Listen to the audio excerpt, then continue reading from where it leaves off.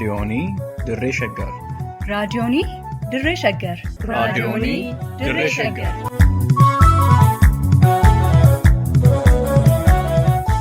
raadiyoonii Dirree Shaggar. raadiyooniin Dirree Shaggar torbaanitti wixataa hanga jimaataatti galgaluu sa'aatii tokkorraa eegalee amma sa'aatii tokkoo fi walakkaatti dambalii gabaabaa meetirbaandii 19 kiiloo heerzii 15,415 irratti qophii dabarsuu amma jalqaba. raadiyoonii Dirree Shaggar.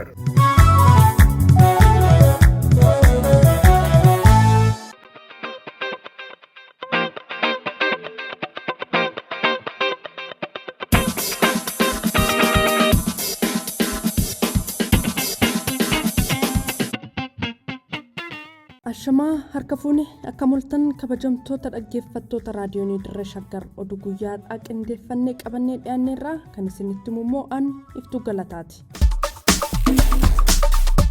Sababa waraanni guddaan lixa Oromiyaatti fe'amaa jiruuf uummanni yaaddoo hamaa keessa jiraachuun dhaga'ame. Mootummaan paartii Bilxiginnaa ajjechaa gara jabinaan uummata nagaa irratti raawwatu jabeessee itti fufee jira jedhe addi bilisummaa Oromoo. Kanneenii fi kanneen biroos isin biraan gahaa amma xumuraatti nu waliin tura.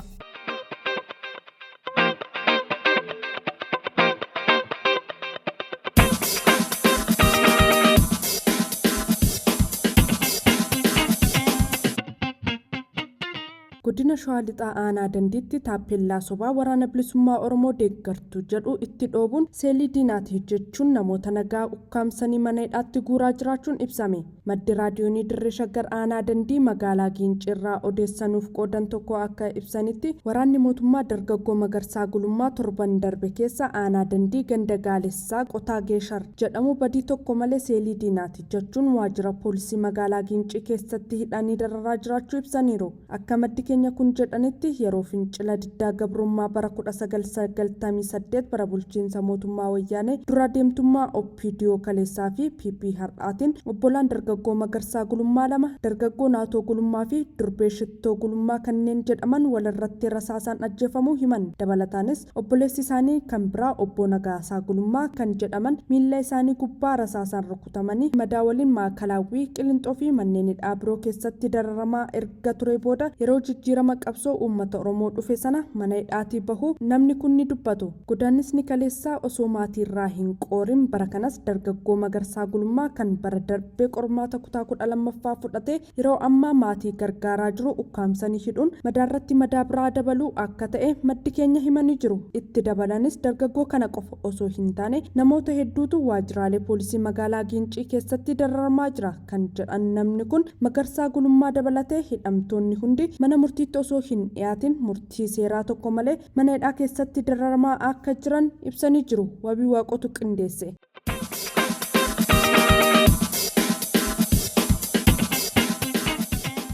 Lixa Oromiyaatti haleellaa humna qilleensaa dirooniin raawwatamaa jiru maddiitti waraanni lafoo kaaba biyyattiitti lolaa ture gama naannoo Amaaraatiin godinaalee Wallaggaa afranitti fe'amaa waan jiruuf uummanni yaaddoo nageenyaa ulfaataa keessa jiraachuu maddeen keenya ibsan. Dhalataan godina Wallagga Lixaa Aanaa Mana Sibuu tokko sadaasa 10 bara 2022 raadiyoonii Dirree Shaggaritti akka himetti sababa torban darbirraa jalqabee waraanni bilisummaa Oromoo aanota godinichaa hedduu keessa humnoota mootummaa baaseef ta'uu eeran. Sababa kanaan waraanni mootummaa humna lafoo kaaba Itoophiyaatti lolarra ture yeroo ammaa xiyyaaraan fe'amee magaalaa Asoosaatti buufamuun meeshaa gurguddaa hidhatanii gama Kamishiitiin Wallagga seenaa jiraachuu himanii sochiin kun immoo nageenya uummataatiif yaaddoo ta'uu dubbatan. Waraanni mootummaa sochii aanotaa fi magaalota waraana bilisummaa Oromootiin deebisuu jedhuun waraana bilisummaa Oromoo waliin lola guddaa jalqabee jiraachuu kan himan maddi keenya taateewwan hanga ammaatti ta'aa jiraniin waraanni mootummaa uummataa fi waraana bilisummaa Oromoo qixuma lolaa waan deemuuf adeemsi kun uummatatti yaaddoo guddaa uumuu himan. Waraanni wal loluun kaayyoo fi ergama isaati kan jedhan namni kun waraanni mootummaa humna qilleensaanis ta'ee humna lafootiin waraana ittiin wal loluu dhiisee uummata nagaa ajjeesuu hojii idilee waan godhateef uummanni yaaddoo hammaataa keessa jiraachuu himan. Dhumarrattis waraanni mootummaa dhiyeenyattis ta'ee fageenyatti nama argan itti dhukaasee ajjeesaa akka jiru himanii sababa kanaan uummanni lixa Oromiyaa keessattuu uummanni godina Wallagga Lixaa aanota akka Mana Sibuu, Qilxuu Kaarraa, Lataa Sibuu fi kanneen biroo yaaddoo hamaa ibsuuf nama rakkisuu keessatti kufee jiraachuu himan jechuun kan gabaaste Hawwii Qajeelaati.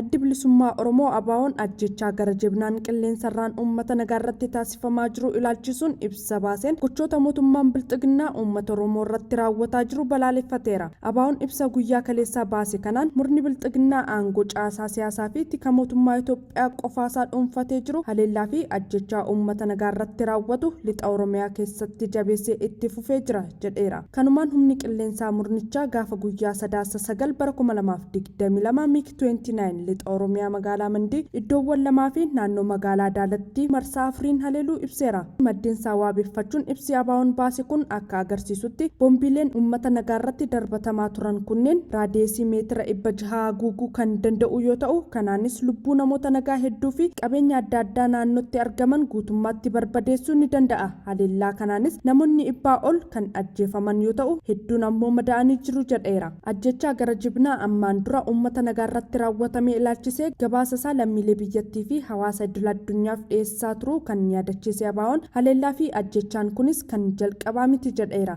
9/2022 haleellaan qilleensaa wal fakkaataan naannoo namoota nagaa irratti xiyyeeffate lixa Wallaggaa magaalaa Biilaatti namoota 80 ol ajjeesuu gabaasni BBC afaan Oromootiin illee kan mirkaneesse yoo ta'u odeeffataan AP ammoo reeffi namaa lafarratti faca'ee ture xiyyaara xiqqaa balali'uun akka rukutame ibsuun haleellaan diroonii namoota nagaa irratti akka raawwatame mirkaneessee jira jechuun ibsi ABO kun ifoomseera. Humni qilleensaa mootummaa bilxiginnaa yeroo garaagaraatti godina Shawaa Lixaa aanaa Meettaa Walqixxee magaalaa Minaaree fi Gindabarat aanaa Coobii godina Wallagga Bahaa aanaa Nuunnuqumbaa godina Shawaa Bahaa aanaa Fantaallee keessatti haleellaa qilleensarraa yeroo garaagaraatti raawwateen lubbuu namoota nagaa 129 olii galaafachuun hedduun immoo madaa'anii jiru jechuun ibseera. ABO'n ibsa isaa kanaan namootni dhuunfaa fi dhaabbileen nagaa jaalatan dhaabbileen mirga namoomaa addunyaa fi biyyaalessaa hundi dirqama isaanii ba'achuu akka qaban eeruun keessattuu manni maree mirgoota namoomaa dhaabbata mootummoota gamtoomanii gochaa fokkisaa fi hammeenyaa uummata nagaa irratti xiyyeeffate kana qaama olaba ta'een qorachiisee itti gaafatamummaa isaa akka bahu gaafateera. Gurmeechaa Gammachuutu gabaase.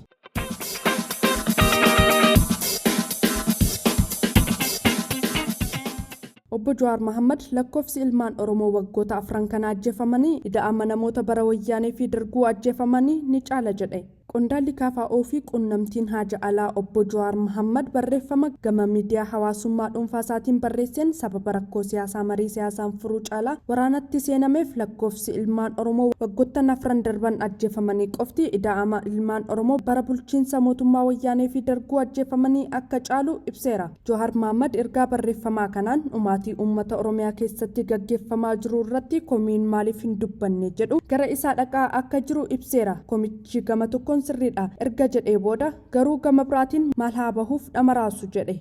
Osoo dubbachuun bu'aa buuse osoo rakkooleen hamma kana hin hammaatin yeroo hamma laagaan nu goggogutti lubbuu keenya qabsiifne uummata keessa deemne watwaataa turree fi hooggantoota gamaa gamanaa kadhataa turre furama ture jedhe. Itti fufees gaafa dhumaatiin kun akka dhufu tilmaamuun waywaannu aanaalee takkaa fi lama qofaatu jeequmsaan hubamaa ture kan jedhu Jawaar Mohaammed har'a godina Oromiyaa lolli keessatti hin godhamne kan namni keessatti hin dhumne akka hin jirre ibseera. Uummanni miiliyoonotaan lakkaa'amu qe'eerraa buqqa'ee rakkoo hamaa keessa jiraachuus eereera. Dargaggeessi Oromiyaa misoomsuuf baratee gamaa gamanaan hidhatee wal fixaa jira erga jedheen booda kun immoo qaanii dubbachuuf nama sururudha jechuun ergaa barreeffamaa kanaan ibseera. Har'as waanuma kaleessa wawwaachaa baane jenna kan jedhu Jawaar maddi lola kanaa wal dhibdee siyaasaa waan ta'eef mariin malee madfiin akka furamuu hin dandeenye ibseera. Akkuma kaabatti agarree hammuma dheeratu lolli kun mariidhaan dhumuuf taa'a jedha. Mariin waan hin oolleef miskiina lafarraa fixuun biyya hiyyeettii daran unkuteessuun haa dhaabbatus jedheera.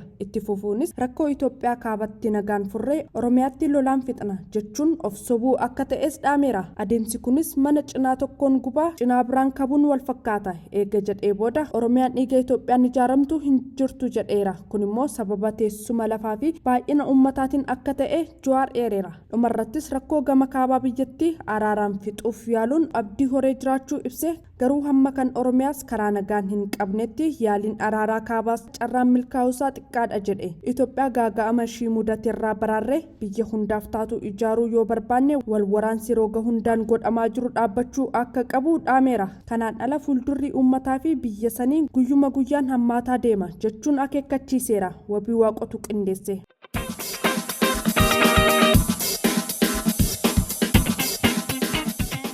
kabajamtoota dhaggeeffattoota raadiyoonii dirree shaggar oduunarraaf qindeeffannee dhiyaanne kanumaan gammaa ture waan waliin turtaniif hedduu galatoomaa horaa bulaa deebanaa.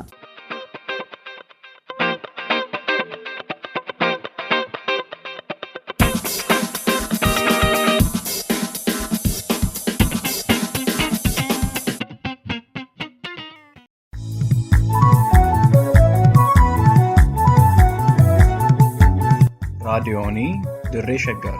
raadiyoonii dirree shaggar. raadiyoonii dirree shaggar.